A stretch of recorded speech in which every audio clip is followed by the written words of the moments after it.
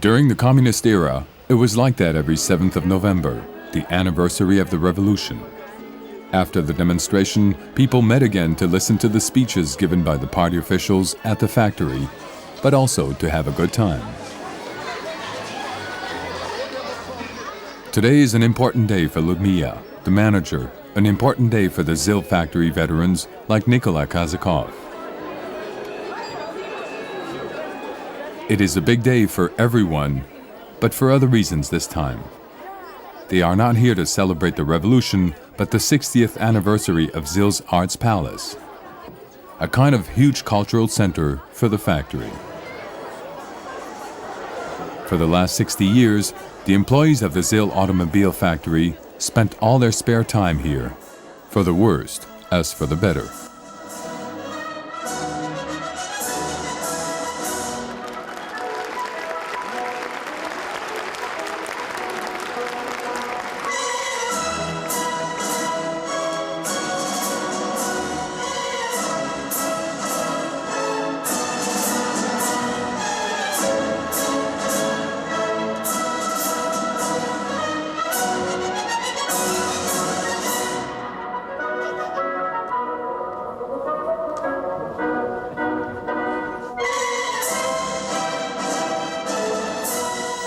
Everybody has been invited, all those who count and have counted for the factory. This is the case for Kalner, the general director of a great institute for gas research. In 1990, Kalner was the deputy manager for ZIL.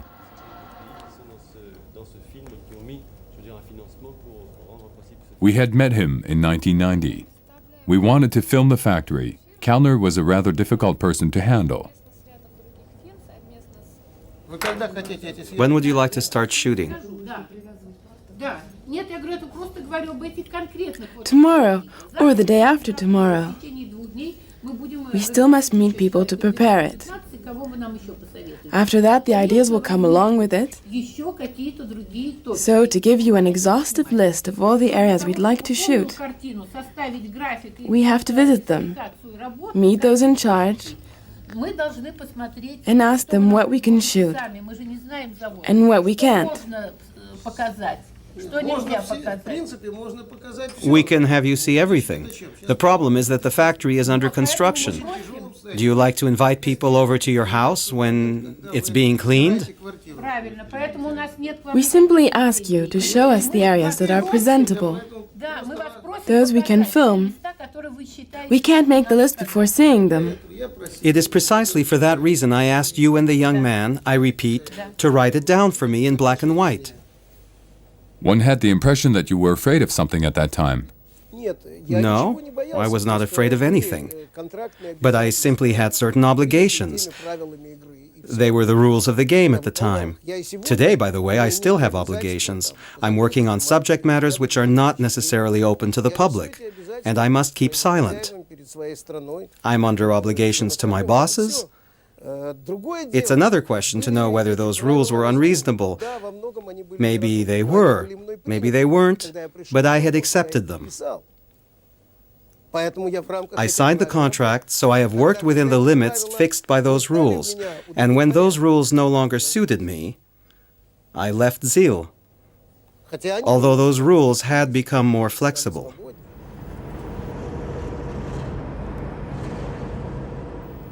In 1990, ZIL, as elsewhere in Russia, began to adopt a market economy.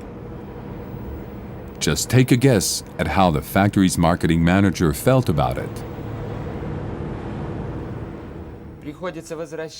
Now we must go back to the sources of Leninism and rethink it.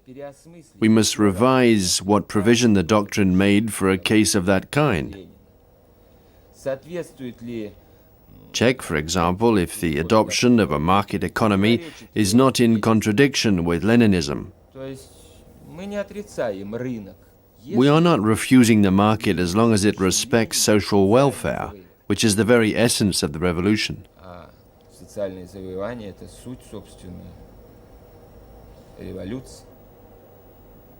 You think that the answer to the market lies in Lenin's work? Yes, I do think that. We must look to him for the answer.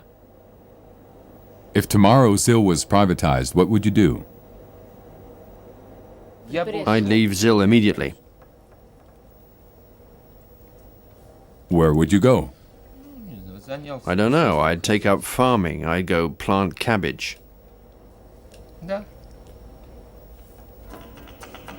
ZIL was privatized, but the manager is still there. In 1998, he refused to see us. The factory was privatized in 1992. Until then, things went the following way. The state government fixes the country's annual lorry supply need. After a short negotiation with the trade unions, a negotiation which barely changes anything, ZIL would start manufacturing the full number of lorries if possible. Moreover, when the new private owners took a look at the factory, the workshop schedules turned topsy-turvy. The capitalist process was carried out to the letter, everything the communist propaganda had been combating for years. The shock was tremendous. The most outmoded equipment was used down to the last thread, and employees were let go with incredible brutality. As a result, production decreased from 100,000 vehicles to 20,000 in 1996, and the manpower decreased from 60,000 to 15,000 employees. In early 1997, ZIL was on the edge of bankruptcy. In 1917, we had a slogan, "Let's do it, then we'll see." In order to privatize, we used the same slogan, "Let's do it and see what we get." With giants like ZIL, we could not proceed that way. We could do it with a hairdresser's shop, but not with ZIL.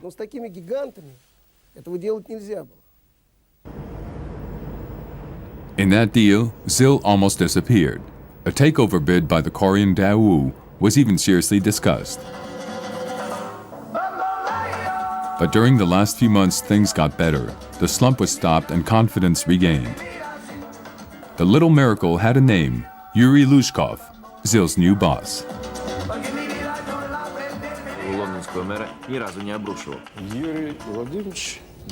Yuri Lushkov is the head of the very powerful Moscow government. He is one of the men considered to become Boris Yeltsin's prime minister. A pure product of Communist Party leadership like Boris Yeltsin, Lushkov experienced the same dazzling rise to power. The rebirth of Moscow as an active and dynamic city is due to him. The modernization, the renovation, and embellishment of the city is also due to him. Companies in trouble especially appeal to him. That is how ZIL, mortally wounded by privatization, placed blind faith in him. Through Lushkov, ZIL was entrusted to the state, which had again taken control of the company. Today, the government of Moscow holds 54% of ZIL's shares. Democracy is good for social life, man's freedom of conscience. But in economy, we need dictatorship. Dictatorship by money, dictatorship by management, by the manager, dictatorship by those who have taken on responsibilities and must meet their commitments.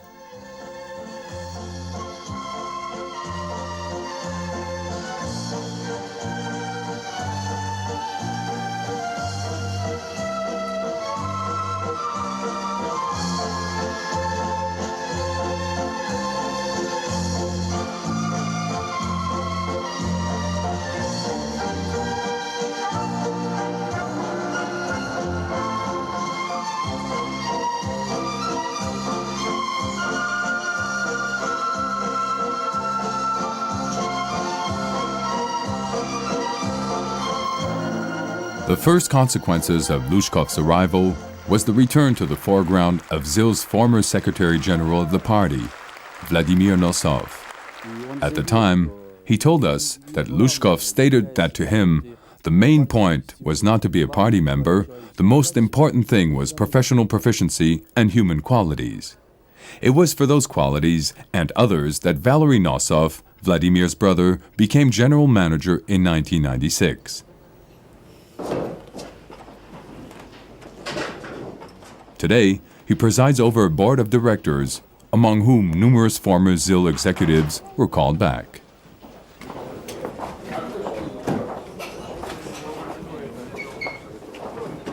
Valery Nosov also worked at ZIL before leaving to rebuild the company in bankruptcy.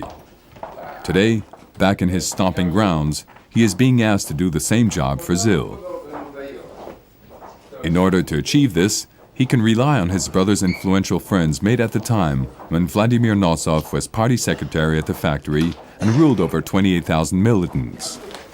Прежде чем приступить к нашему регламенту, я хотел бы проинформировать о тех изменениях, которые произошли на заводе. Значит, в те годы немножко подрегулируем этот инвестиционный центр, переведем в старую схему, которая нам всем понятна. Там просто замдиректора по строительству будет, и, соответственно, там сформируем. The role of Moscow's government was essential in the changes made at ZIL. Of course, ZIL was still privatized, but the 54% of shares held by the city have brought back confidence. Псковский завод, выполнение ноября 110%, по товару и за 11 месяцев 71%. Рославский завод, ноябрь 91%, 11 месяцев 83%. То есть, если в начале года акция стоила наши $1,5. At the beginning of the year, one share was worth $1.50. Now it is worth $30. $30 Рязанский завод 81%, ноябрь месяц 101%, 11 месяцев. Уральский завод 73%, за ноябрь месяц 68%, 11 месяцев. И завод... So, does it pay to be one of ZIL's shareholders? It not only pays, it is especially a good choice, I think. What do you mean by that? The shareholders have become richer both materially and morally because they have taken ZIL as a partner.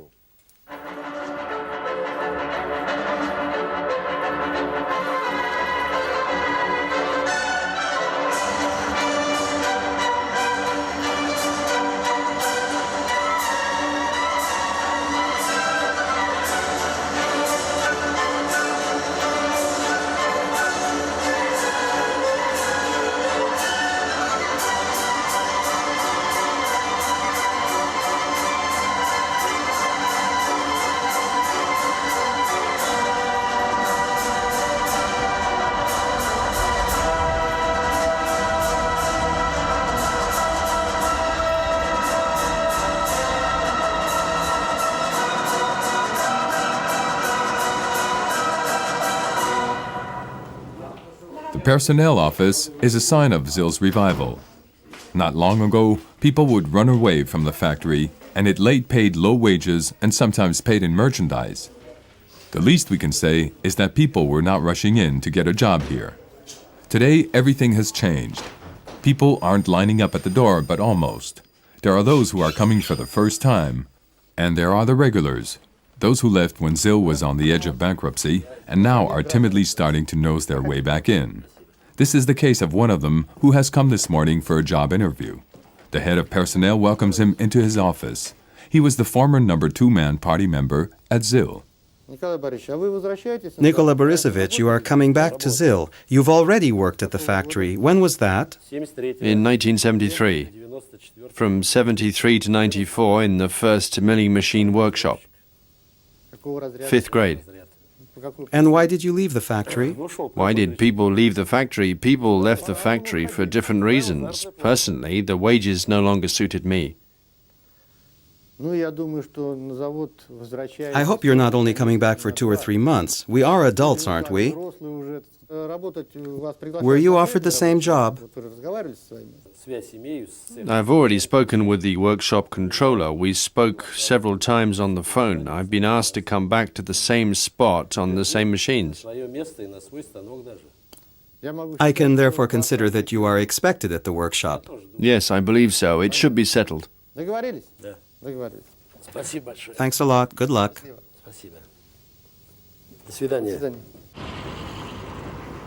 That is for the good side of things. But there is another side. If today's wages are better than yesterday's, all the material advantages which changed the workers' lives and made ZIL a showcase of socialism, and its workers the system's privileged ones, all those benefits have now disappeared.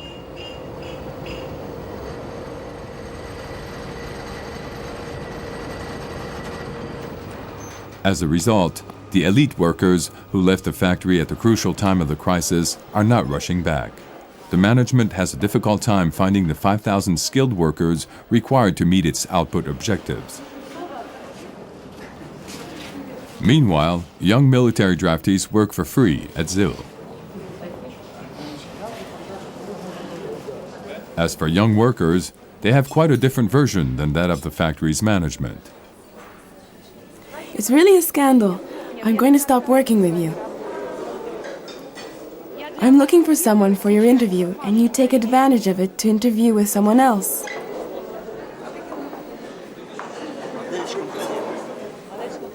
What do you do at ZIL? Project design? No, I do models. Are you going to stay at the factory? I don't know. We'll see. We're not paid regularly.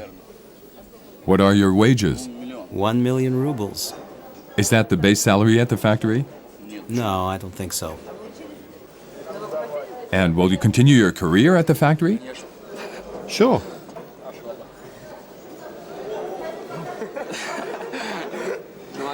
To tell the truth, not really.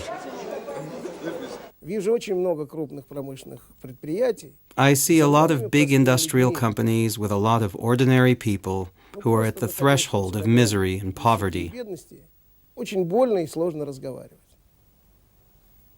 It is hard for me to talk about it.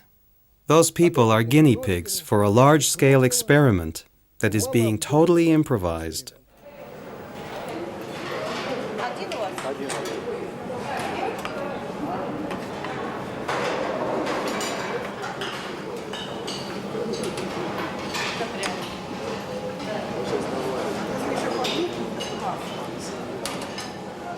In the past, it was better.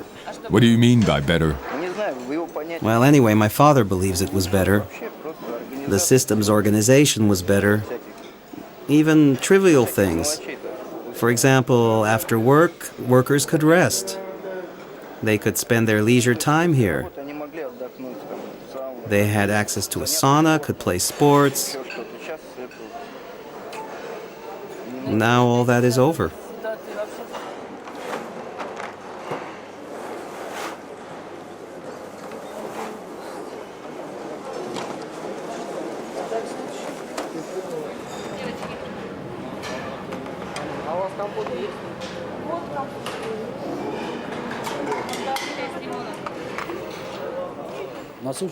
Our people are very interesting.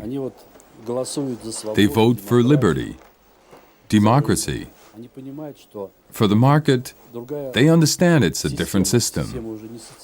Not a socialist one, but a capitalist. But as soon as it reaches their well-being, they turn to their boss or their chief to ask for free housing. And he must answer, "Why free? Now we have to pay for it." And they complain, "What? Why must we pay for housing, pay for medical care, for education, schooling, studies? But why?" 8 years later, they can't get used to this new life.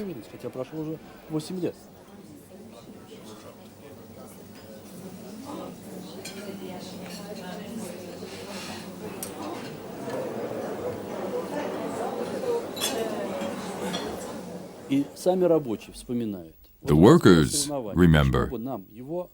They say, before we had the socialist emulation, and why not restore it? Perhaps not on the same scale. Today, we have restored the socialist emulation by designating the best workers according to their work area. We have best worker lists. The workers themselves asked for it. You must have noticed the main corridor where there is a bulletin board with the photos of the best workers. All that is being restored, and it is mainly the trade union that takes care of it.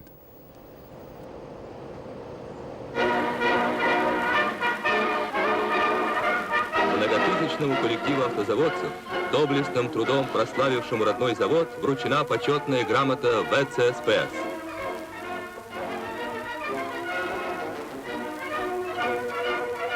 30 лет социалистического соревнования. В такие даты перед нами встает все величие пройденного пути. В 1929 году 16-я Всесоюзная партийная конференция приняла решение о широком развертывании соцсоревнования.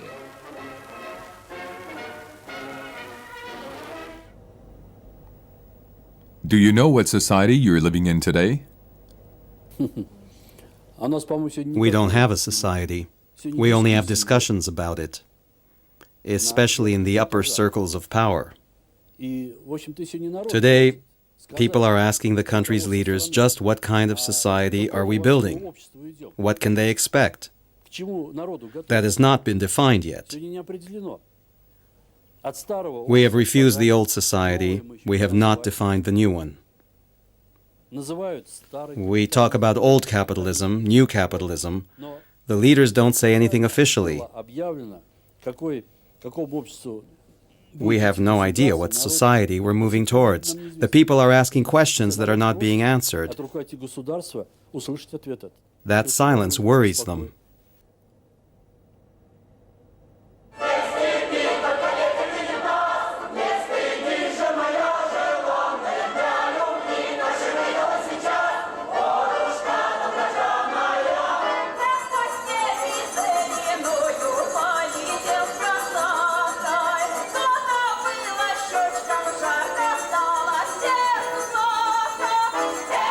ZIL's Arts Palace meant the right to happiness at a time when happiness was rare. Today, it is what remains when everything else has disappeared. The 60th anniversary is not only a celebration, it is also the opportunity to find again one's landmarks in life.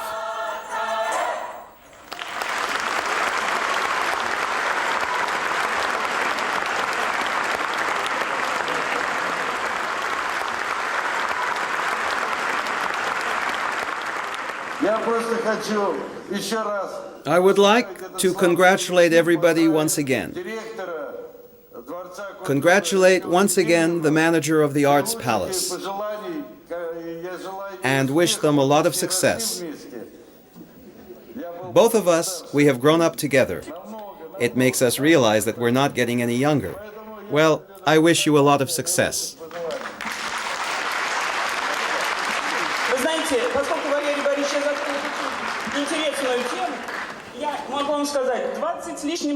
Valery Borisovich pointed out an interesting fact. 20 years ago, there was a table on this stage, and behind that table, there were two very pleasant men. One of them was Vladimir Nosov. The other one was the youngest and the most handsome. He was the head of the editing workshop. His name was Valery Nosov.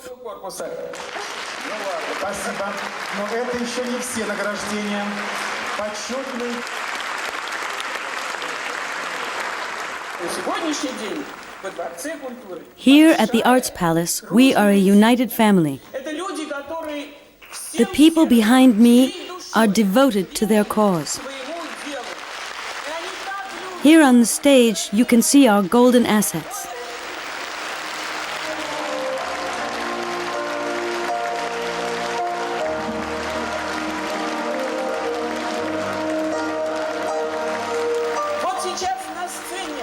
Here with us tonight are people who dedicated their lives and their souls.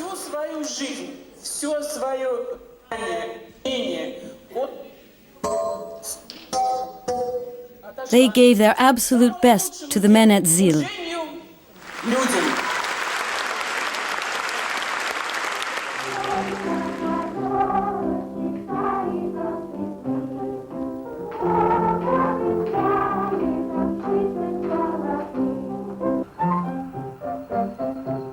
At one point in their lives, ZIL workers and their sons spent time at the Arts Palace.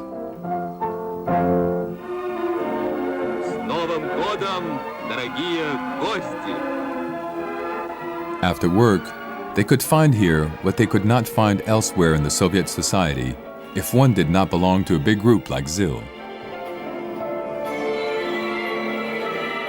In the Soviet society, ZIL's workers were rather privileged. They were the old system's most faithful units. They are certainly those who have lost the most over these last years in Russia. Despite the changes, Ludmila, their boss, has kept her position. She supports them through hard times. She shares their doubts and does her best to accompany them into the new world. People who have spent their entire lives working, who have sacrificed their lives, their health is really irreproachable. We can only envy them, envy their enthusiasm. Maybe their ideas were erroneous, but they strongly believed in them. They were their ideals. Unfortunately, we're lacking in ideals today. This is probably why people are turning to religion, because they need to believe in something.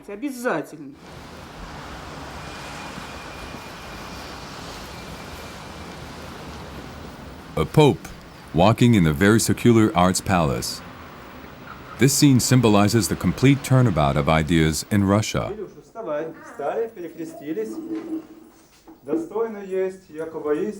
Every week, in the same rooms, which long served to advocate atheism, the neighborhood children can now attend Father Valerie's classes on divine law.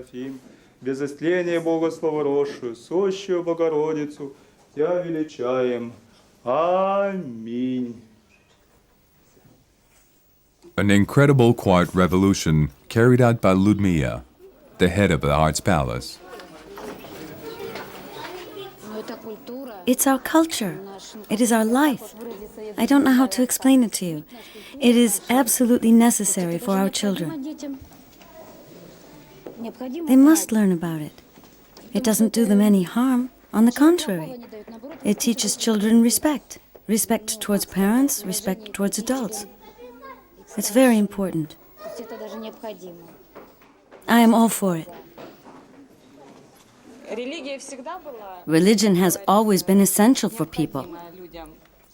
Our generation did not have that opportunity. Children should know the religion a little better.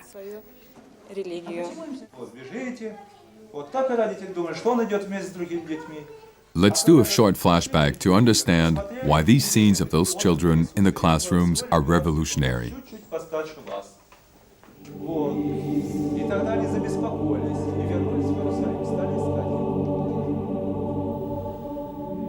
60 years ago, on the present location of the Arts Palace, there was that monastery, the Smolny Monastery, one of the most beautiful in Moscow. An important Orthodox community lived here until that one day in 1937 when the Bolsheviks decided to eliminate all trace of the former system. In Moscow alone, 400 churches were destroyed. The operation was carried out during the Communist Saturdays.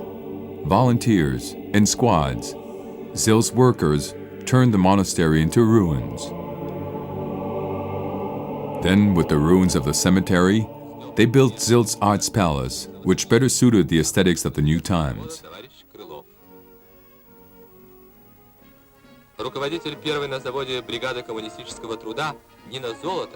For nearly 60 years, this community hall was where party meetings took place, as if to erase history from memory, eliminating all former beliefs and inventing new ones.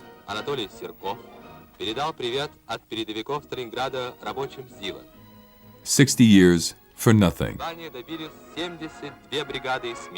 Like Ludmila says today, we've been walking on the dead for too long. We mustn't do any more harm here.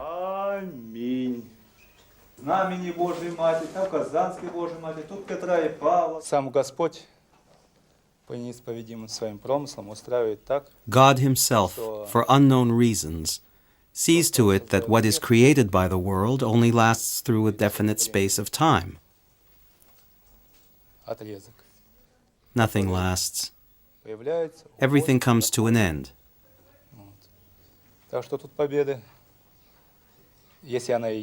If there be victory in the ordinary sense of the word, it is not man's victory, but the victory of the holy way. A few hundred yards from the Arts Palace is another sacred place.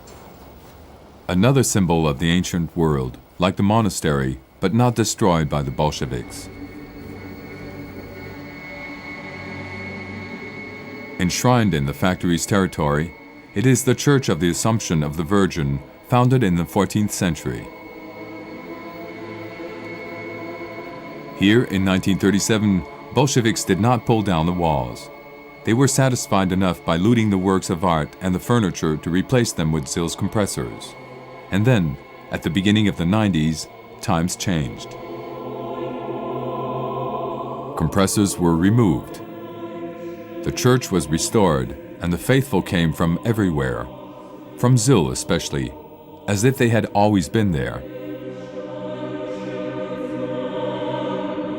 Including the Vandals' hires, die-hard communists such as Ludmilla only had to take a few steps to find themselves in church once again.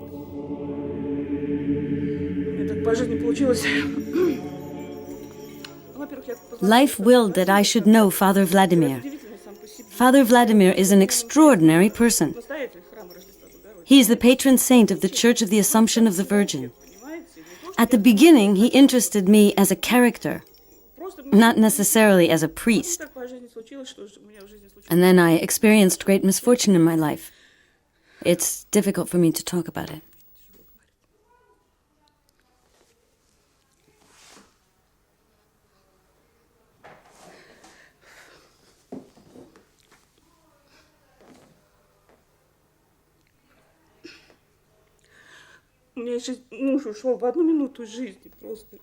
My husband died overnight. I was very distraught. And Father Vladimir helped me a lot.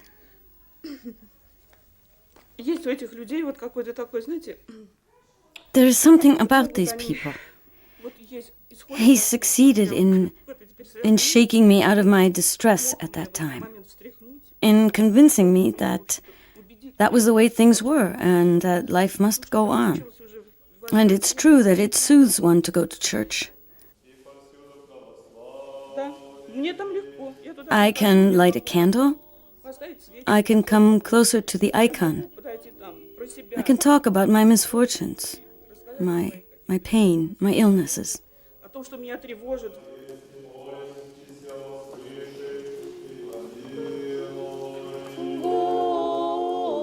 Господи, помилуй, Господи, помилуй, Господи, помилуй.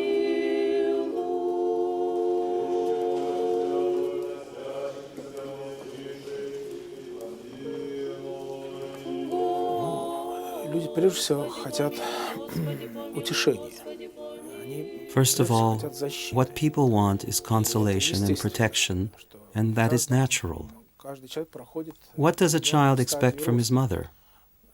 He first wants protection and maternal warmth. Who comes to church seeks protection against the surrounding darkness of life.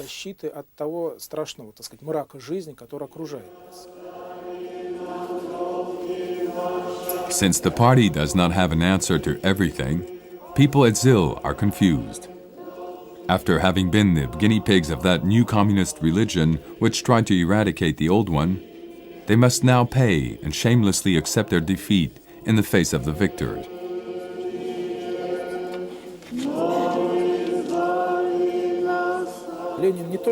Lenin did not only do a cultural revolution, he also turned people's souls upside down. Today, look around you, faces, looks have changed. To do it right, people's souls should be turned upside down again.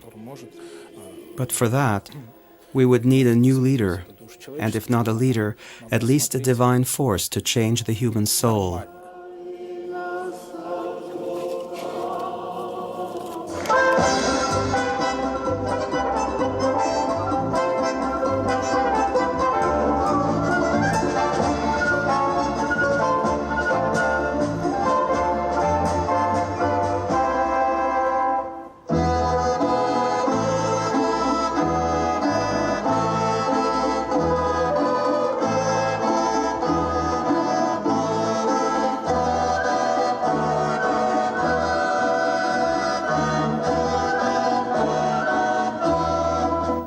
When you are 92 years old, like Nicholas Kazakov, when you have been a communist since the age of 15, and when you have destroyed with your own hands the Smolny Monastery to replace it with the Arts Palace, it is difficult to think that throughout your life you have not seen the world as you should have.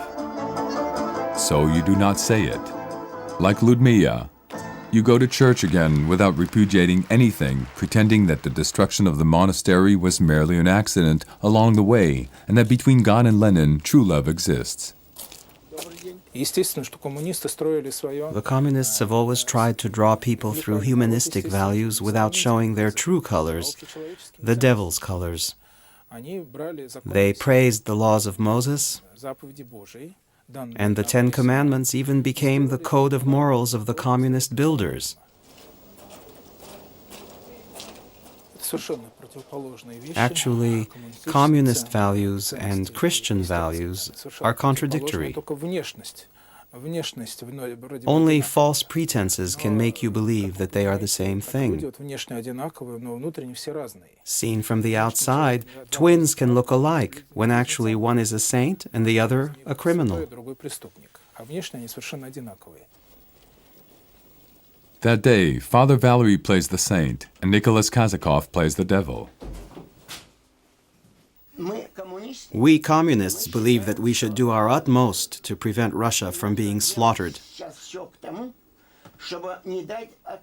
Everything is conspiring towards our loss. One doesn't want Russia to be born again.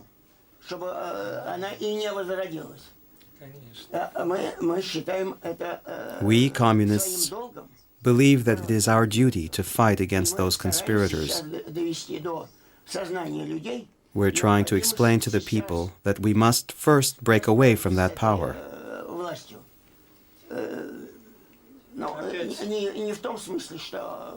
Another revolution? No, not a revolution. Democratically.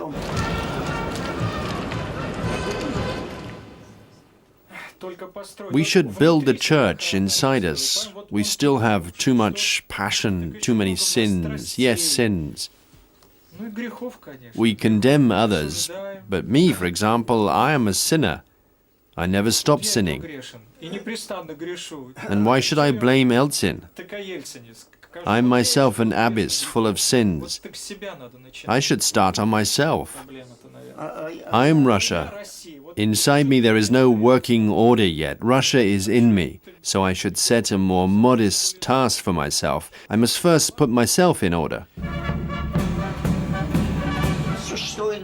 But we both have a God. Our gods are just different. No, God, there is only one God. Well, if you start saying that, I quit. Lenin is something different. Lenin is not God. What I mean is that while Father Valery struggles against himself, Russia is dying.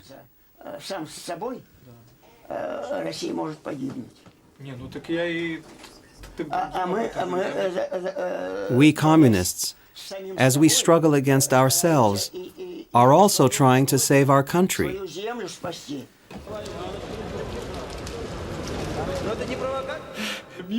Well, let's work together. Yes, we must do something. We must always do something. Faith without action is obviously a dead end.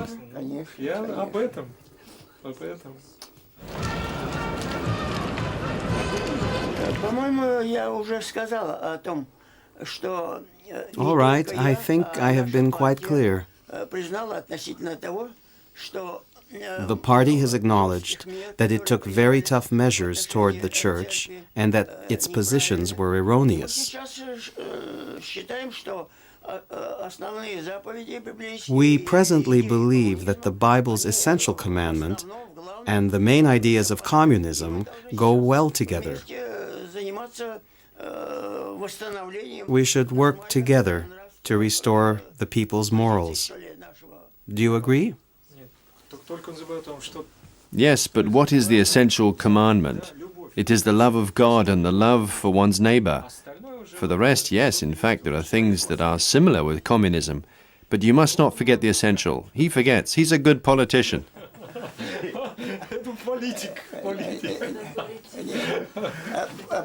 Regarding God, for a lot of people, for me too personally, God obviously does not exist.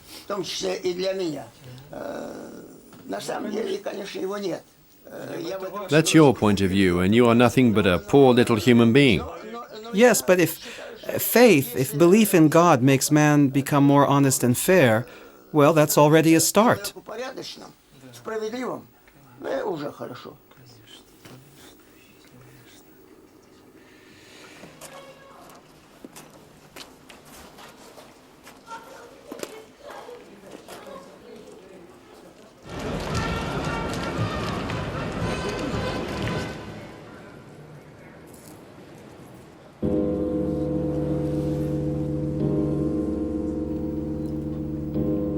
A few hundred yards from there, in the factory, is another situation just as unusual. That day, we tested the last bell coming from the workshop, and Valery Nosov could all the more appreciate the results, since it took a long time to achieve that. A few years earlier, his predecessors at the head of the company had decided to add the manufacturing of bells to that of lorries in order to meet a promising market. Churches and cathedrals were springing up a bit everywhere throughout the country. To do a good job, a genuine communist was asked to develop that market. The act of manufacturing bells today is very symbolic. We did not only appeal to ZIL's technologies, we did new research. We fused the old and the new to prove that ZIL's scientific and technical potential is still very important. We proved not only that ZIL could produce cars, but also could create musical instruments.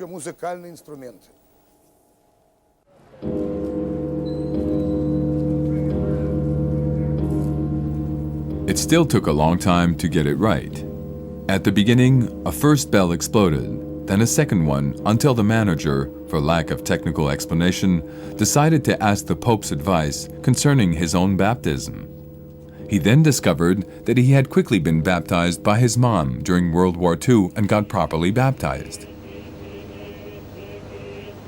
That, however, did not suffice. Other communist workers did the same. They even invited the priests to bless the melting forges, where some said the melting metals were cursed.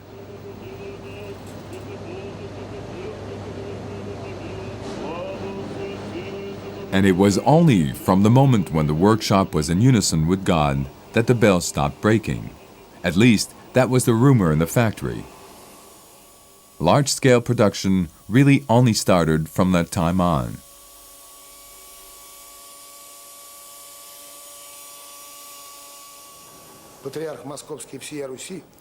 The Patriarch of Moscow and of all Russia, Alexis II, has blessed the place where heavy bells are manufactured. He fully recognized the workers who are involved in the manufacturing of the bells.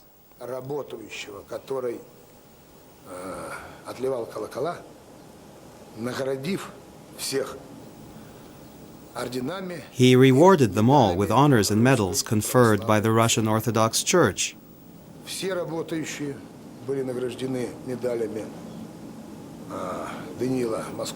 All the workers have received the medals from St. Daniel of Moscow, St. Seraph of Saros. I myself received the Order of St. Daniel.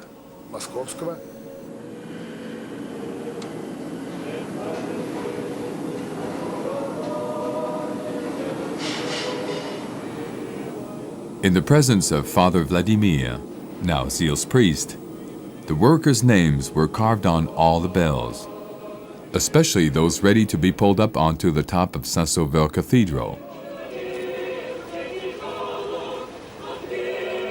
This ceremony, entirely filmed by ZIL's audiovisual service, is somehow the resume of the rebirth of Moscow's cathedral, which was pulled down by Stalin in the 30s to build a swimming pool in its place. 60 years later, The pool has been destroyed in turn and the St. Sauveur Cathedral has re-emerged. Thanks to the determination of one man, Lushkov, Moscow's mayor, present owner of ZIL, which manufactures bells.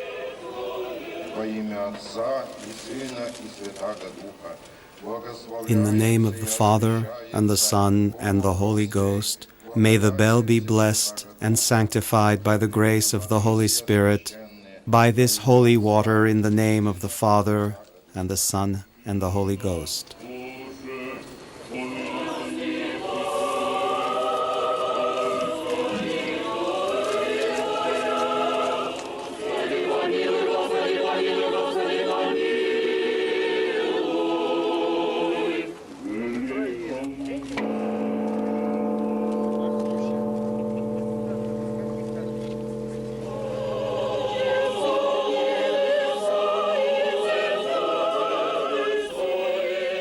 The resurrection of the St. Sauveur Cathedral is also the result of patrons and sponsors living in the capital who wanted to re-identify themselves after years of amnesia.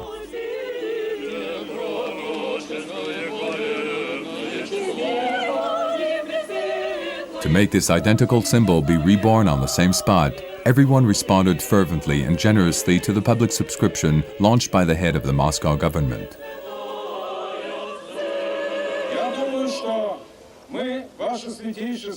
His Holiness, under your leadership, we will be able to do a lot for Moscow.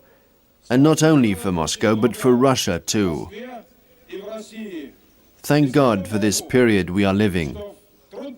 A difficult and uncertain period, when a lot of things are confused, chaotic, when a lot of things are not as we wish they were. You, our Holiness, at the head of the Orthodox Church, thank God you soothe our anxiety and despair in our souls and in our minds. You guide our souls in the right direction for Russia.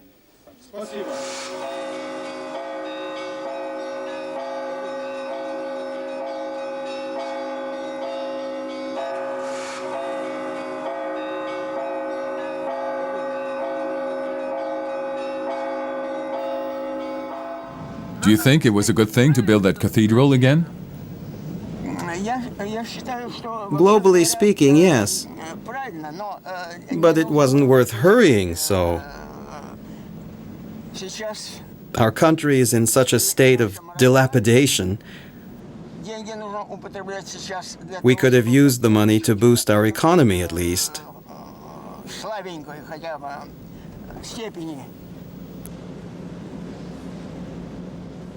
Everything is in ramshackles and we're practically on the verge of total collapse.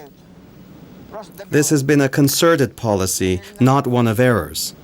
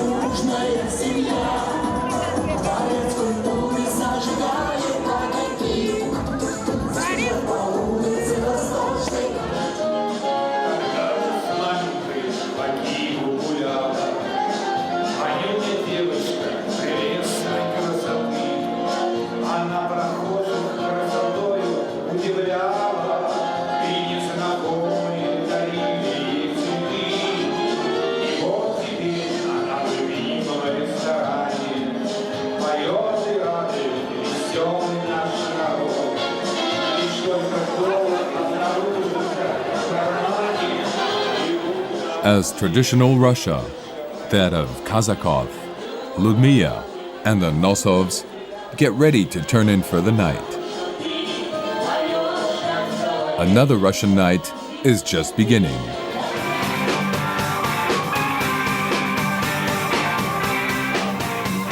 It's Anton's Russia, Kazakov's grandson. For him, as for thousands of young Moscovites who have been partying now for several years every Saturday night, the night will be long.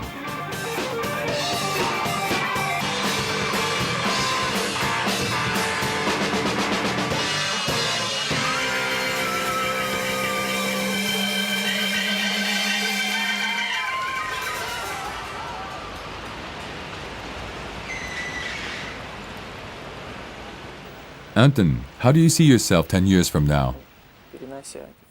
Let's transpose that into today's world. An interesting job with a wage of a few $1,000s, a wife, and a kid maybe. I can tell you that Che Guevara glory does nothing for me. All of that is not very exciting. Don't you want something else? That's a rather cushy little life, isn't it? Yes, for others maybe. I would like to have a normal regular life. Disorder and perversion I'll keep for my private life.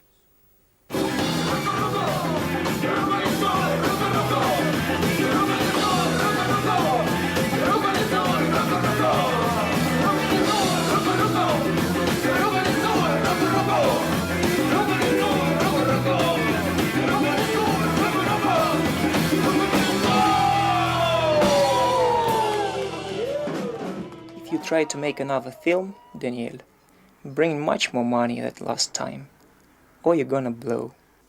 $100 bill is not impressive anymore. I'll explain why next time.